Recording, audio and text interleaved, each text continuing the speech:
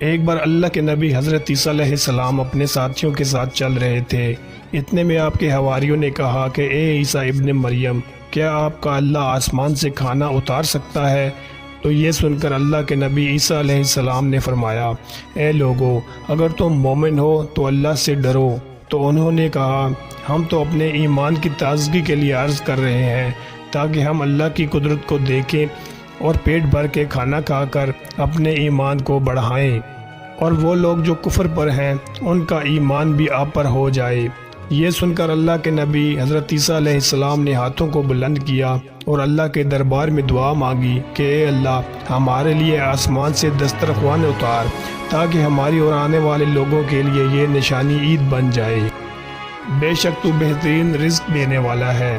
اللہ نے جیسے ہی حضرت عیسیٰ علیہ السلام کی دعا سنی تو فرمانے لگے، اے عیسیٰ، تمہارے پروردگار نے تمہاری دعا قبول کر دی، لیکن اس دسترخوان کے اترنے کے بعد ان لوگوں نے خیانت کی تو ان پر وہ عذاب نازل ہوگا جو کہ آنے والی نسلوں کے لیے مثال بن جائے گا۔ اب یہ الفاظ مکمل ہی ہو رہے تھے کہ اتنی دیر میں آسمان سے فرشتے دسترخوان لے کے اتر آئے، جس میں 7 مچھلیاں اور 7 روٹیاں۔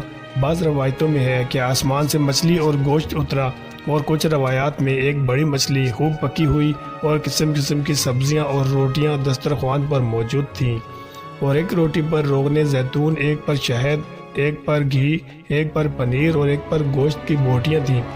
بس جیسے ہی حضرت عیسیٰ علیہ السلام کے حواریوں نے اس نورانی دسترخوان اور روٹی کو دیکھا تو ان میں سے ایک، جس کا نام شمعون تھا، وہ اپنی قوم کا سردار تھا، کہنے لگا کہ اے روح اللہ، کیا یہ دسترخوان دنیاوی کھانوں میں سے ہے یا آسمانوں کے؟ اللہ کے نبی عیسیٰ علیہ السلام نے فرمایا کہ یہ دسترخوان نہ دنیا کے کھانوں میں سے ہے نہ آسمانوں کے، بلکہ تمہارے پروردگار نے ابھی ابھی ایجاد کر کے تمہارے لیے اتارا ہے۔ پھر آپ فرمانے لگے، خوب پیٹ بھر کے کھاؤ، لیکن اس میں خیانت نہ کرنا اور نہ کل کے لیے ذخیرہ کرنا، ورنہ اللہ کا عذاب تم پر آ پہنچے گا۔ لیکن افسوس، وہ لوگ اس کھانے میں خیانت بھی کرتے ہیں اور کل کے لیے دونوں طرف چھپانا بھی شروع کر دیتے ہیں۔ جیسے ہی رات ہوئی، سب پیٹ بھر کے سوتے ہیں تو اللہ کا عذاب ان پہ آ جاتا ہے۔ اب جیسے ہی سورج طلوع ہوا تو ان میں سے کچھ خنزیر اور کچھ بندر بن جاتے ہیں، تو ادھر ادھر بھاگنا شروع کر دیتے ہیں اور اپنے آپ کو نوچتے رہتے ہیں۔ اللہ کے نبی حضرت عیسیٰ علیہ السلام نے جب ان کو دیکھا تو اللہ سے دعا کی، تو یوں تیسرے دن وہ سارے اللہ اور اللہ کے نبی کے فرمان دنیا سے مر کے فنا ہو گئے۔ بے شک اللہ تعالیٰ کے نافرمان کا یہی اشر ہوتا ہے۔